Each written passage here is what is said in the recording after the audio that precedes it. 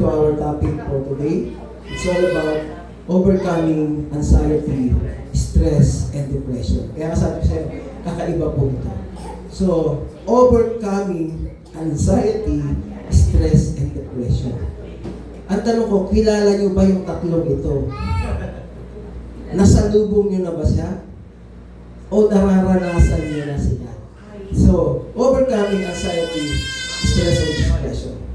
Sabi po rito, this topic focuses on understanding and addressing anxiety, stress, and depression through a lens of faith, emphasizing the importance of seeking God's peace and strength in the face of these challenges. Next, sabi po, it encourages us to acknowledge the reality of these struggles. So, reality po ito. Offer guidance of finding comfort in faith and encourage seeking help from trusted individuals and professionals when needed. So, naunawaan po niyo, no? So, tatalakayin natin ito through the lens of faith. Next, sabi po, in our introduction, sabi po, we are going to recognize that anxiety, stress, and depression are real and can affect anyone. Ibig sabihin, pwede mangyari sa atin ito lahat. No? At ito ang realidad na nangyayari. Praise the Lord.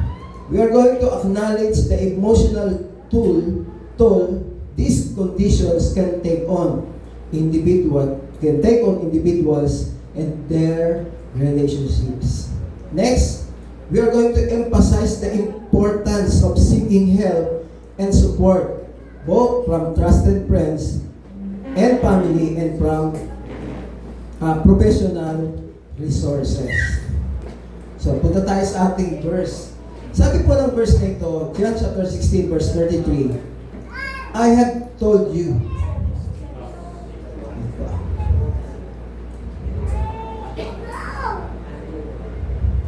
Sabi po rito, I have told you these things. Sabi po ng Panginoon Yesus, so that in me, you may have peace. In this world, sabi po, in this world, dito sa kasalukuyan, you will have tribulation. Ang sabi ng Panginoon Yesus, sabi ng Lord, I have told you these things. Sinasabi ko sa inyo mga bagay na ito. So that in me, upang sa akin ay magkaroon kayo ng kapayapaan. Na sa mundong ito, kayo ay daranas ng kapighatian. You will have trouble.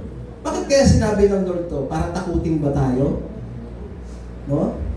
But the Lord is saying the reality. Sabi niya, but take heart, I have overcome the world. Amen?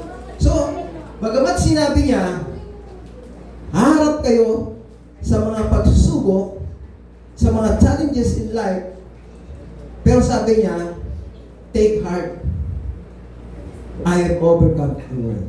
Napagtagumpayan ko na ang mundo. So, ibig sabihin, bago pa tayo dumating o marami sa mga pagsusubok na ito, binigyan na tayo ng encouragement ng Panginoon. Sabi niya, mag-alak kayo, take heart. Sabi niya, napagtagumpayan ko na ang mundo. So, before we start facing the challenges in our lives, meron ng pangako ang Panginoon. Di ba? Meron na siyang pangako na napagtagumpayan ko na. Ibig sabihin, hindi tayo tatayo sa tagumpay natin. Tatayo tayo sa tagumpay na ginawa ng Panginoon para sa atin. Praise the Lord.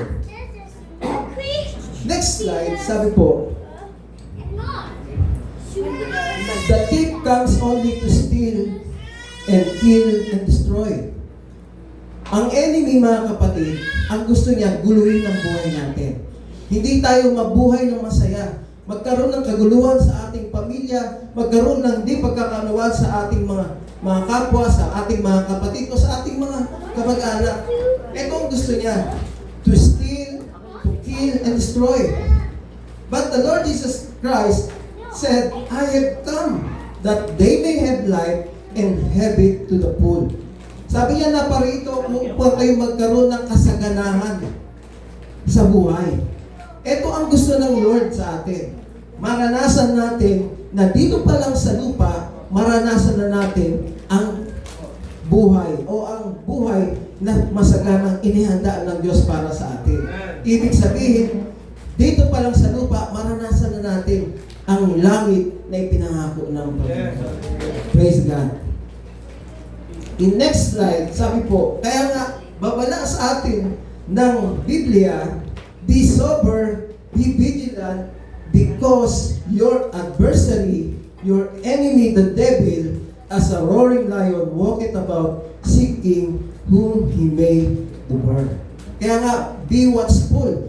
Mag-ingat pa rin tayo sa ating pamumuhay na meron tayong spiritual warfare. Merong mga bagay tayong hinaharap na hindi natin nakikita. Kaya nga sabi ng Lord, mag-ingat kayo. Magbantay kayo.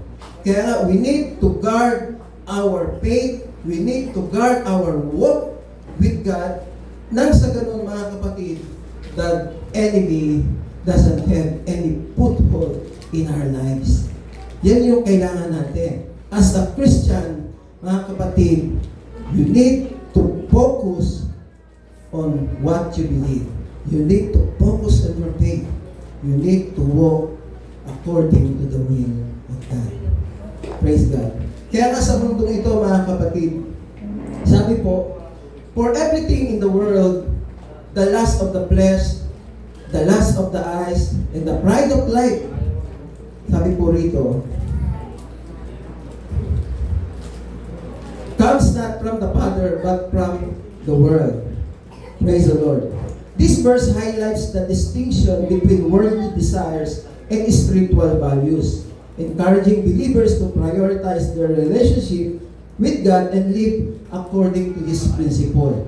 Sabi po, the lust of the flesh, it refers to the desires for physical or sensual pleasure. And lust of the eyes describes the desire for things that appeal to the eyes, such as material possessions or wealth. And the pride of life, sabi po, represents the desire for status, power, or self-importance. And these are the things na nakapokus ang tao. The things of this world. And when they become failure for these things, dumadating sa kanila ang anxiety, stress, and depression. And even to us, mga kapatid, yung pangarap mo sa buhay na gusto mong maging matagumpay, ngunit dumating sa punto na hindi nangyari sa buhay mo, then anxiety, stress, and depression comes. So that is why people are focusing on the material things instead of the spiritual things. So tayo, mga kapatid, we need to be balanced in our lives. Kailangan balance. We have two kinds of lives, our physical life and our spirituality. Kung paano pinahalagahan ang iyong physical na buhay, so much more, pahalagahan mo rin ang iyong spiritual life. Kaya nga, mga kapatid, sabi ng Lord, not forsaking the assembling of ourselves together as the manner of some is. Kaya nga, bakit tayo pumupunta sa church? Bakit tayo nandito? For us, mga kapatid, parang kotse yan, no? Hindi pwede ang kotse hindi dumaan ng gasolinahan. Dati, paano mauubusan siya, kailangan yung pumunta sa gasolinahan. Or else, hindi na siya makakatakbo. The same thing with us. We need to go to the church to refuel our spiritual life. Kailangan. Importante, mga kapatid. Kasi pag hindi mo ginawa yan, titirik ka sa buhay na ito. Mawawalan ka ng gasolina. Amen. So, let us define what is about anxiety, stress, and depression. Kasi minsan hindi natin alam to. Pero, nararanasan mo na pala, nandun ka na pala, at hindi ka aware how to overcome, how to deal with these things. Sabi po, anxiety, stress, depression is a common yet often unspoken. Hindi na pag-usapan, but it is a reality. The existing presence of anxiety, stress, and depression in our lives are not just individual struggles. Hindi lang ikaw. Pag dumadaan ka sa ganitong kalagayan, hindi lang ikaw ang naapektuhan. They are realities that impact our community, our families, and our very faith. Hindi lang ikaw personally, maraming naapektuhan. Tingnan pa natin mga kapatid. Sabi po, medyo maliliit, no? Pero papasa nyo naman. Sabi po, anxiety is a psychological and physiological state that causes temporary feelings of fear and worry. So, sabihin, psychological, mentally affected ka, and physiological state, even your health are also affected.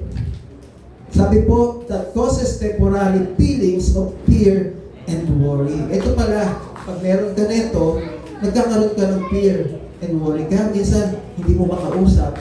Minsan, hindi ka makagalaw, parang kang na-estatwa. Nagulat ka, no? Na ito pala yun. Then, stress is a natural response to perceived demands, challenges, or threats that can create emotional and physical tension. So, it's a normal part of life and can even be motivating in some situations. But, excessive or chronic stress can negatively impact mental and physical health. So, apektado, no? Mental and physical health. How about depression?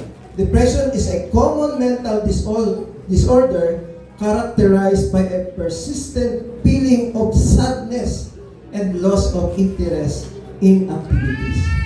So nakikita nyo, no?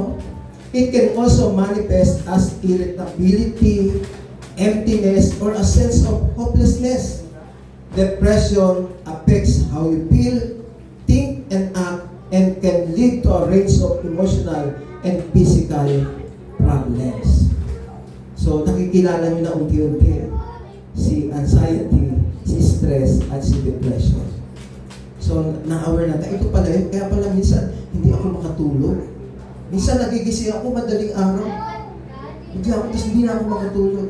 Minsan, natutulala ako, hindi ko na alam. Minsan, naglalakad ka, hindi mo na alam kung saan ka napapunta. Doon sa merong epekto with your mental and physical health. And sometimes, dahil sa mga bagay na ito, naapektuhan yung health mo. Di ba? Minsan, pag sinabing may sakit ka, ano yung isip mo? Nag-worry ka agad, no? Meron ka agad fear. Ha? Bakit gano'n? Di ba? Nandito na agad. And that's the sign na dumarating sa'yo yung mga bagay na ito. Tingnan pa natin yung iba, mga kapatid.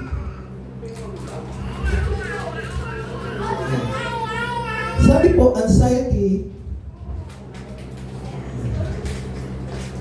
can manifest as a constant knowing worry, an overwhelming sense of fear, or a physical racing heart. Kinakabahan, no? Parang yung dibdib mo.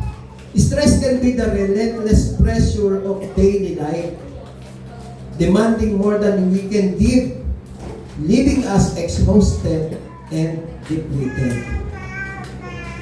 Depression in its various forms can be a heavy blow-up. Sabi parang may nakadagan sa'yo.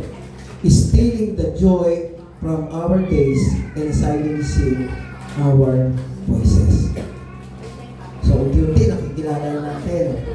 So, nararanasan nyo ba yung mga sinasabi dito? Minsan dumarating ba sa isipan nyo na naisip ninyo at nararamdaman ninyo? Hindi ba? Sino wala problema dito? Lahat may problema. Praise the Lord. Tingnan pa natin, kilalanan pa natin. Ito. Sabi ko, anxiety, ibig sabihin sa Tagalog, lagi ka raw nag-worry para sa hinahanap. Yung future, naku, paano na yung pag-aaral ng mga anak ko? Ano na yung kakainin namin? Naku, saan kami kukuha ng ganito, gano'n, di ba? nag-worry ka na. So that's, you are worrying yung future. Yan. Ang stress naman daw po is, masyado mong iniisip ang nangyayari sa kasalukuyan. Hindi, sa kasalukuyan. Paano na yung panghulog ko kay Bombay? Lalo yung mga nasa palengke. No? Paano na yung nakainin sa araw? Paano na yung mga bayarin sa araw-araw? Diba? Isa yung sa araw-araw, ano ba babaunin ng mga anak ko sa school? Ano ba yung kanilang allowance papunta sa school? Diba? Yung pambayad ng tuition. Maraming mga bagay na nag-stress sa atin sa araw-araw. So, kaya nag-iisip tayo, paano kaya kikita ngayong araw na ito? No? Lalo pag wala kang trabaho, isip ka, paano nga pala ako magkakaroon ng panghain sa aking pamilya? So, iniisip mo yung sa kasalukuyan. Nag-stress. Ang mga bagay na iniisip mo, nagpapagulo sa isipan mo, ay ito yung stress. So, depression is, sabi po, lagi mo pa rin iniisip ang pagkabigo mo noong nakaraan. So, dito mga kapatid, yung mga taong depressed, talagang, ito yung mga nabigo sa nakaraan. Ibig sabihin, hindi natupad yung nais niya, hindi nag-prosper yung kanyang mga deal sa negosyo. And then, ang magiging resulta nito ay ayaw niya na magpatuloy. Parang, ay, okay po, parang nawalan na ng pag-asa. Huwag na natin ituloy, lalo kung ang negosyo mo ay bumagsak. Parang napipigilan ka na, ayoko na ituloy. Yan yung inisip natin. Kasi nakapokus tayo sa failure natin in the past. Yun yung pumapasok sa atin. Kaya napipigilan tayo para mag-pusto ulit. Kaya nga sabi ko yung tao depressed daw, tulog ng tulog, kain ng kain. Kaya tumataba. So, eto nakilala natin. Ibig sabihin, anxiety, you are worrying about the future. Ang stress naman, you are worrying about the present. And depression, you are worrying about the past. Past, present, and future pala ito. Past, present, and future. So, future, present, and past. So, the question is it possible to overcome anxiety, stress, and depression? Is it possible? How can we overcome this anxiety? Paano nga pala? Sa ating sariling pananaw, how can we overcome? Sabi po sa next slides, how to overcome anxiety, stress, and depression. Sabi po rito, through prayer. Pag dumadaan tayo sa ganitong kalagayan, kung hindi man ganun, I think, if you're not experiencing these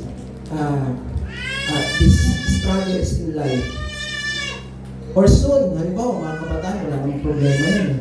Hihingi na lang yan sa magulang. Nay, pahingi baon. Diba? Nay, pambayad sa Shopee. Pambayad sa ano. Diba? Ganun lang naman ang mga anak. Wala naman sila kasi hindi nila naranasan. But time will come, pag naging magulang na sila, dito na nila mararanasan.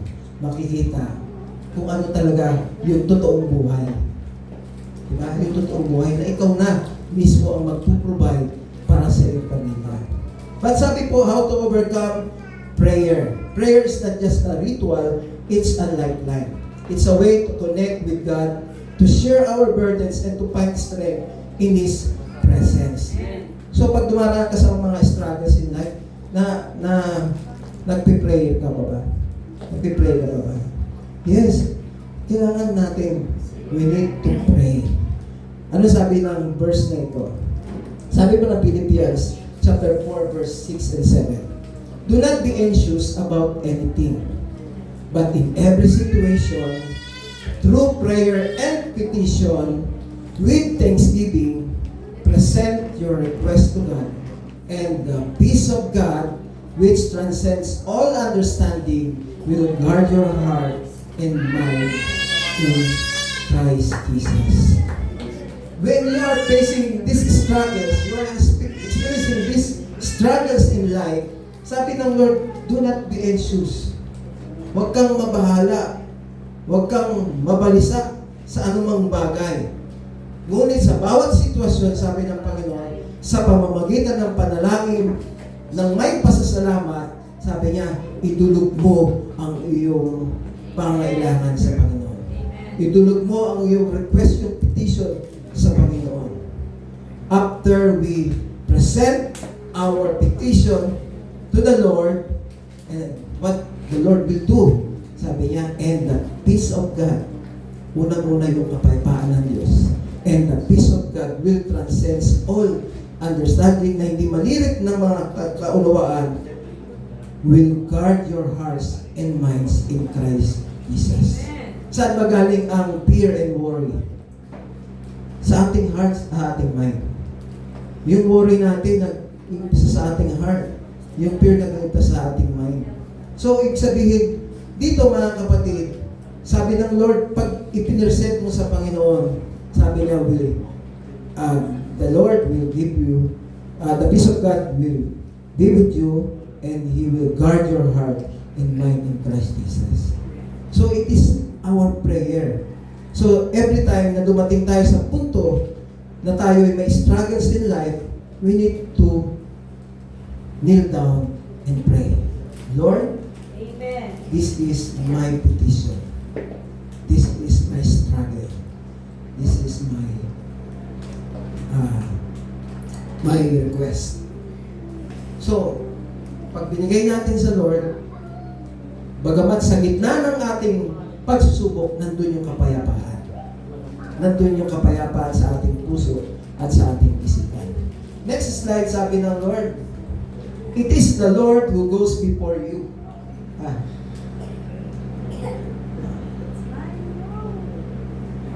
Ito muna.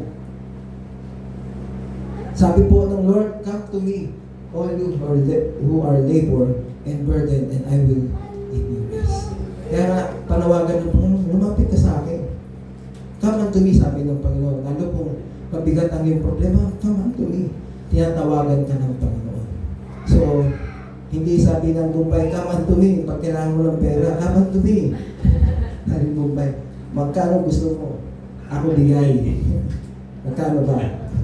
Basta ikaw hulog araw-araw. Diba?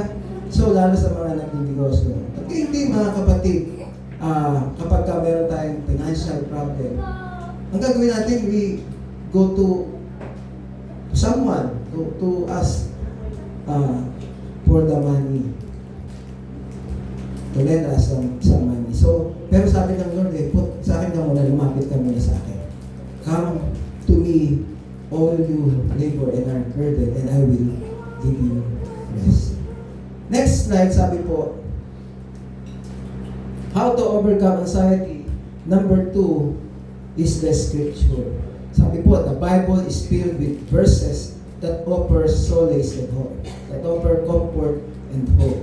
So, atin-atin ka rin ng, ano ba yung ano yan, midweek service, atin-atin ka rin ng mga Bible study. Kasi doon ka lang nakakabasa.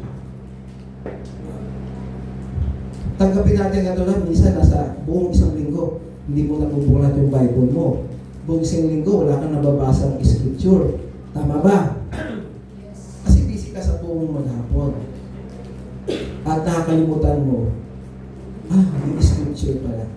So mga kapatid, we need the scripture because the Bible is filled with verses that offer solace and hope. Ano-ano ito? Sabi po rito mga kapatid, it is the Lord who goes before you.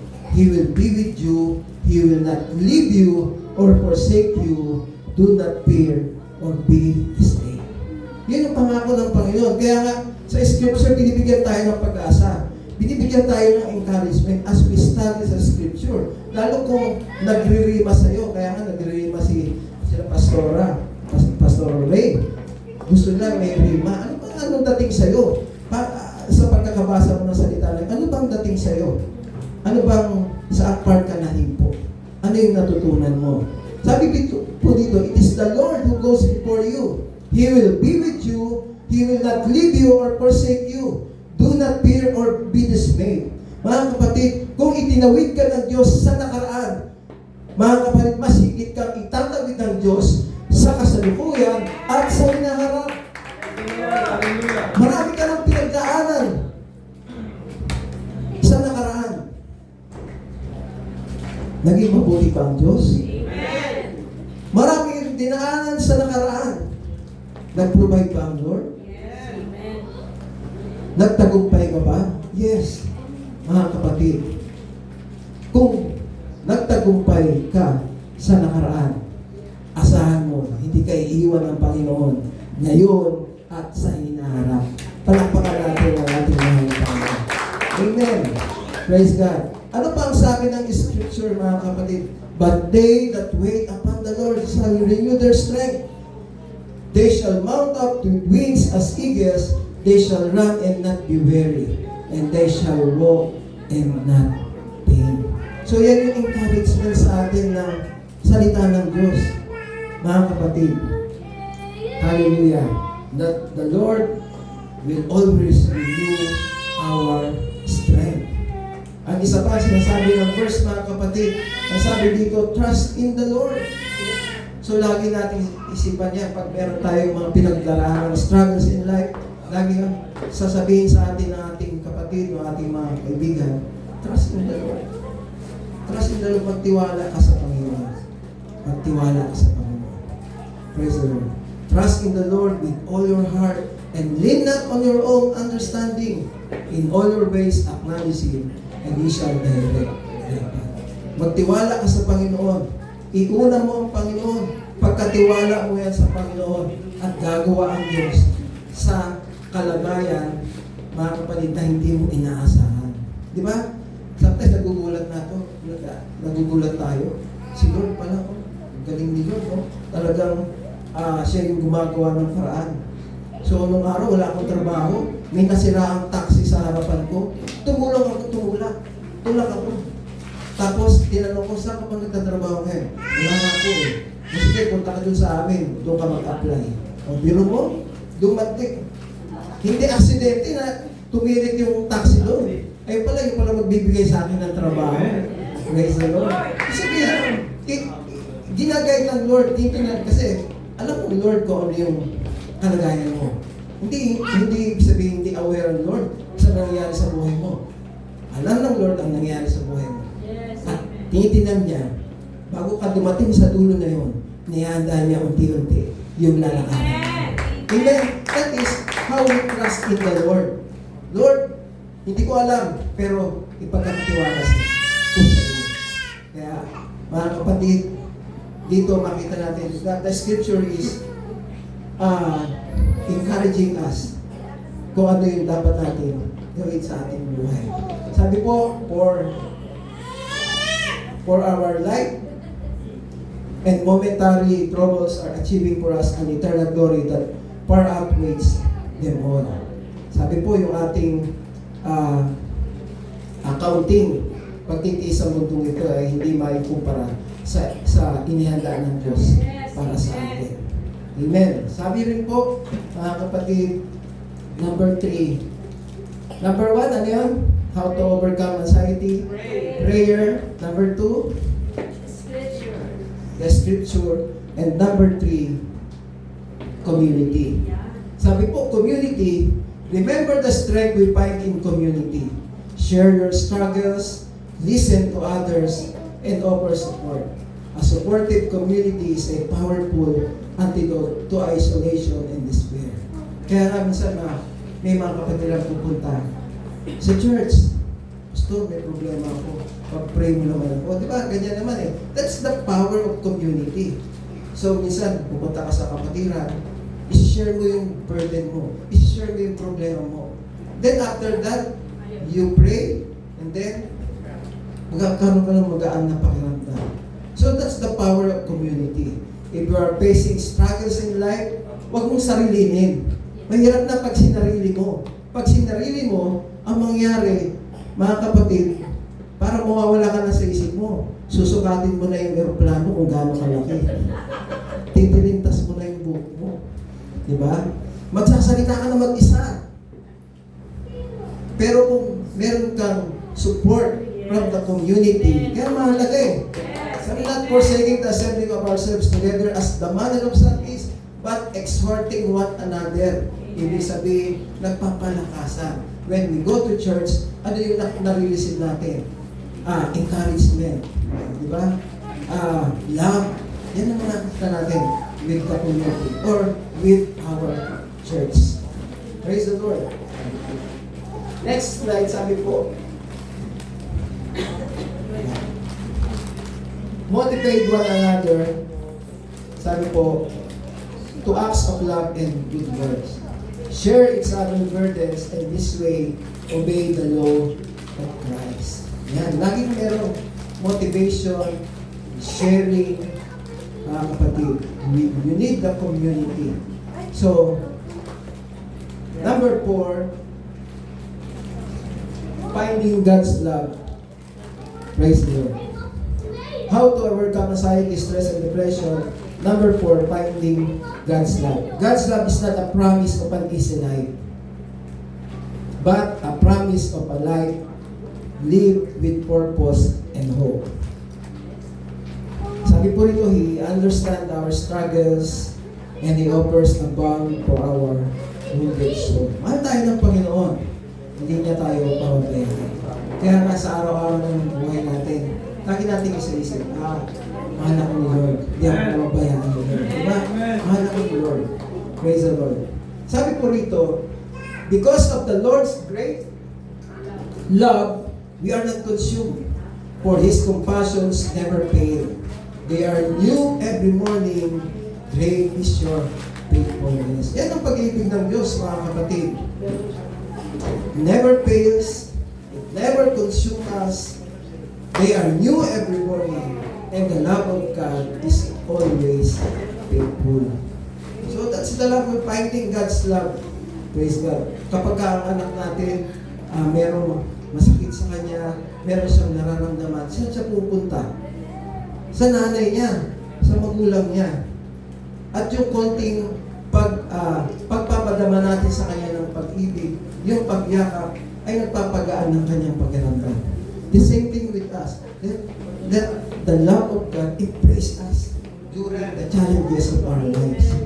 Kaya natin, yakapin tayo ng Panginoon. And in that case, mararamdaman natin that God's love is always faithful.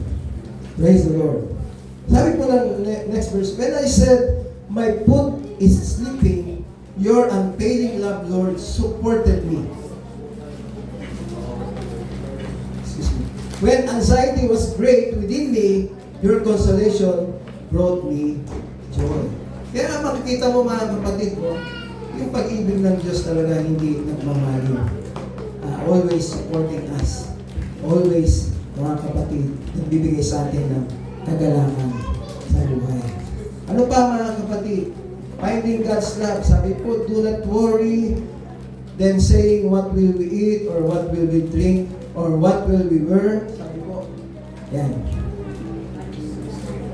For the Gentiles eagerly seek all these things, for your heavenly Father knows that you need all these things. Kaya nga kailangan, sabi ng Lord alam niya, kailangan natin ang mga bagay na ito. Kaya nga provisions na ng Lord dito sa atin. Yung ating kakainin, iinumin, dadamitin. Provision na ng Lord yan. Sino ba rito ang nagutom ng buong araw? Maliban na kung hindi ka talaga kumain. Sino ba dito na hindi nagkaroon ng pagkain sa lamesa tuwing umaga, tanghali, gabi? Diba? Sino ba dito lumakad ng hubad?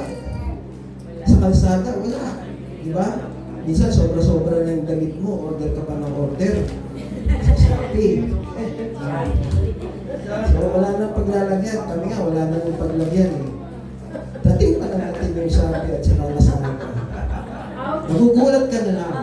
Kaya pero ganyan daw eh. Sabi nga, that's the way you support your life. Siya order, ikaw bayad. Ganun lang yun. Praise the Lord. Magugulat ka na, meron lang. Hindi ko na ma-order yan. Sabi ko, but seek first His kingdom and His righteousness, and all these things will be added. Sabi yun, lagi, seek ye first the kingdom of God. Unahin natin ang Panginoon sa buhay natin. When we say, unahin natin, ibig sabihin, priority talaga. In everything we do, before we start the day, unahin natin ang Panginoon. No? For the whole day.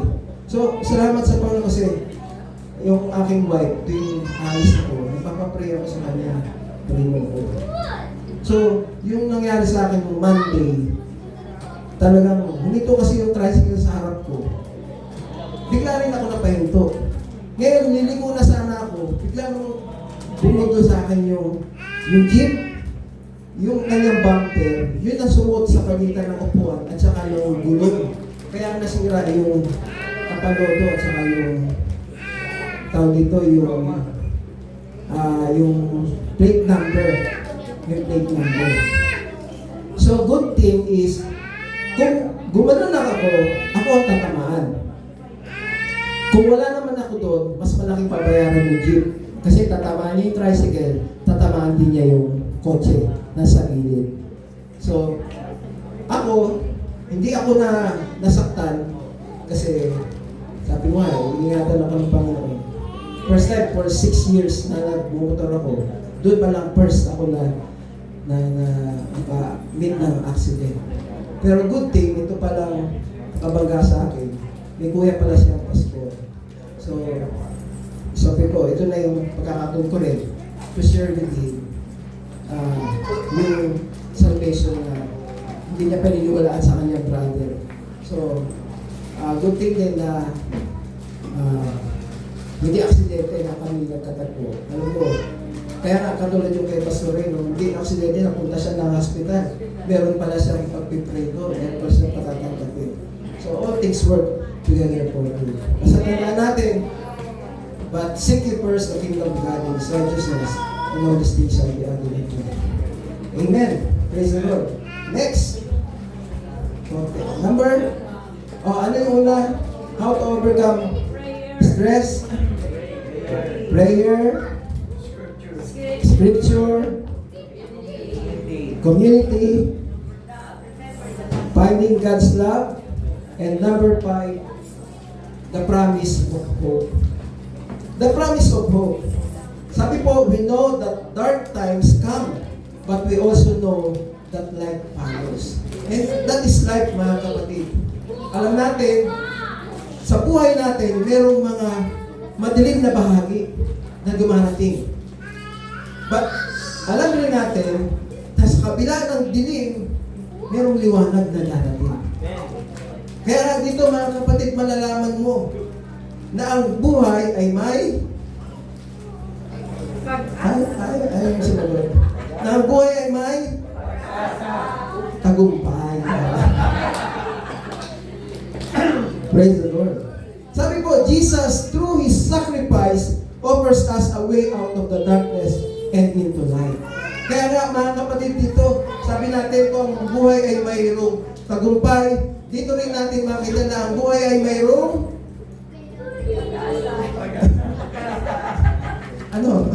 ang buhay ay mayroong kalakasan. Diba? Bibigyan kalakasan. At dahil alam natin na ang buhay may tagumpay at may kalakasan, dito natin marirealize na ang totoong buhay ay may pag-asa. Walang tumawa. May pag-asa. Ayaw tuloy sumunod ng iba eh. Sabi niya, manina naman sinulog sa pinito. So, let us hold fast the confession of our hope without wavering. For He who promised is faithful. Faithful ang Lord sa buhay. Lagi natin tandaan, God is faithful. God is always faithful. Sabi po, I consider that our present suffering, sabi po, are not worth comparing with the glory that will be revealed in us. Yun mo yan, no? Mga promise ng Lord, no? Ang present suffering mo, hindi mo maikumpara yan sa i-reveal ng Diyos sa iyo sa darating na panahon. Next, sabi po, for I know the plans I have for you, declares the Lord, plans to prosper you and not to harm you, plans to give you hope and a future. Nahanda mo na yung kanta, Alvin. Praise God. Sabi po rin po sa 1 Corinthians 10 verse 13, no temptation has overtaken you except that is common to man. But God is faithful, who will not allow you to be tempted beyond what you are able, but with the temptation will also make the way of escape that you may be able to bear it. Sabi na Lord, hindi kanya bibigyan ng pagsubok ng hindi mo kaya. Kung dumating man na ang pagsubok mo ay hindi mo kaya, sabi ng Lord, siya ang gagawa ng kaparaanan para malagpasan mo ito. So, minsan dumarating tayo sa punto na, Lord, hindi ko na alam ang gagawin ko. Hindi ko na alam kung paano maharapin ang struggles na ito. Pero sabi ng Lord, pag dumating ka sa punto na hindi mo na kaya, si Lord na ang gagawa ng paraan. Gagawa ng paraan ng Panginoon. That you may be able to bear it, mga kapatid. Next slide, sabi po, fear not, for I am with you. Be not dismayed, for I am your God. I will strengthen you. I will help you. I will uphold you with my righteous right hand. Tutulungan ka ng Panginoon. Iangat ka ng Panginoon sa pamamagitan ng kanyang kapangyarihan. Praise God. Kaya nga, lagi sabi ng Lord, fear not. Fear not. Sabihin mo sa katabi mo, fear not. Fear not. Fear not. Praise the Lord. Fear not. You know about the story of chained elephant. So, medyo dito lang tayo magtatapos. Merong sound to. Mag-replay siya. May sound kasi to. Sound. Pwede ba nga? Bigyan mo na lang sound. So, the story of the chained elephant. Tingnan natin ano yung story nito.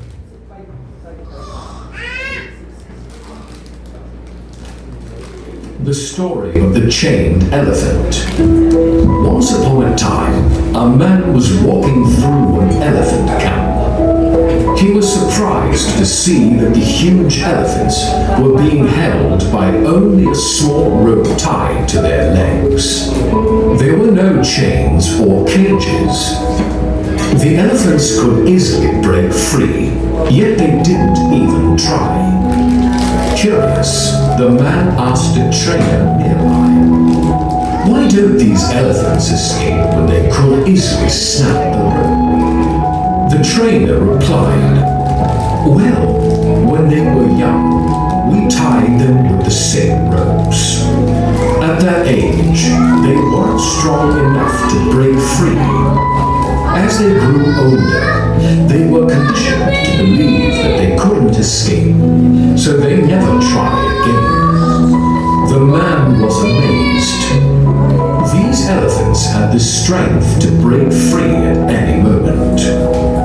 But because of their belief formed in the past, they were stuck in place. Sometimes we are held back by old beliefs or past failures that make us think we can't achieve our dreams. But the truth is, we are much stronger than we realize. All it takes is a willingness to try again, to break free from those mental ropes and unlock our full potential.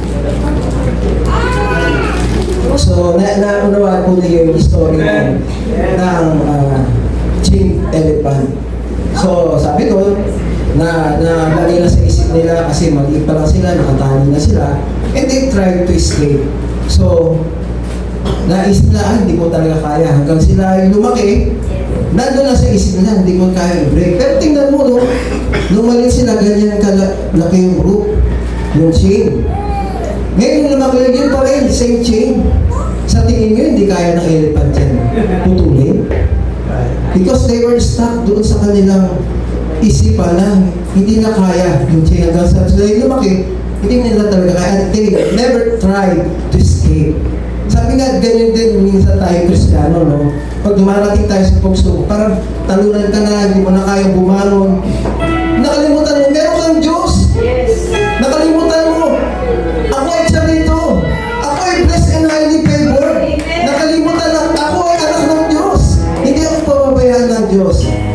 That's why mga kapatid, sometimes we never tried again to pursue our dreams. We never tried again to go kung ano yung ating mga iniisip o mga naisin sa buhay. Pero tandaan mo, anak ka ng Diyos. Sabi ng Lord, no? Sabi niya, for I know the plans I have for you, declares the Lord.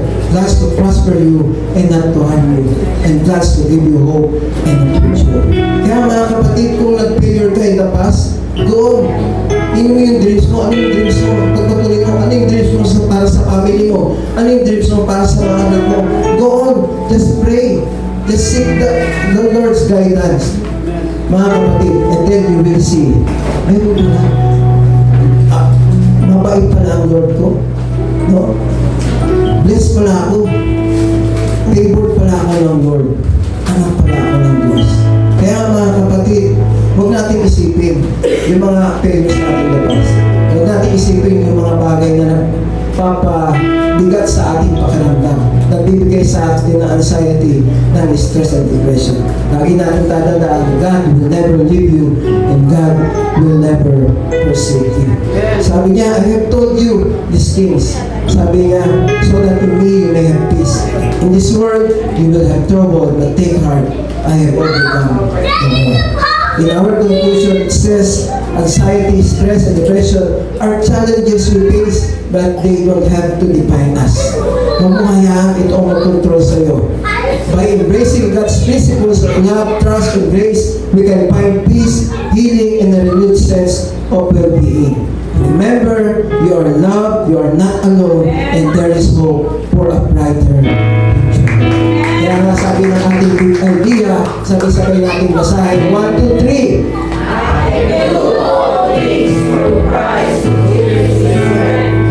Yes, tayo po yung lahat ng tumayo.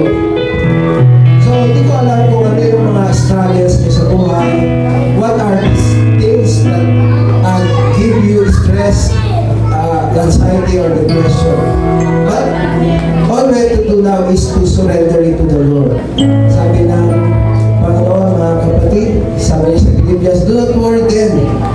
Sabi po sa Philippians chapter 4, verse 6 and 7, do not be anxious about anything, but in every situation, through prayer and petition with thanksgiving. So, all you have to do is to present your petition to the Lord. And the peace of God will transcend all understanding and will guard your hearts and minds in Christ Jesus. As we sing this song,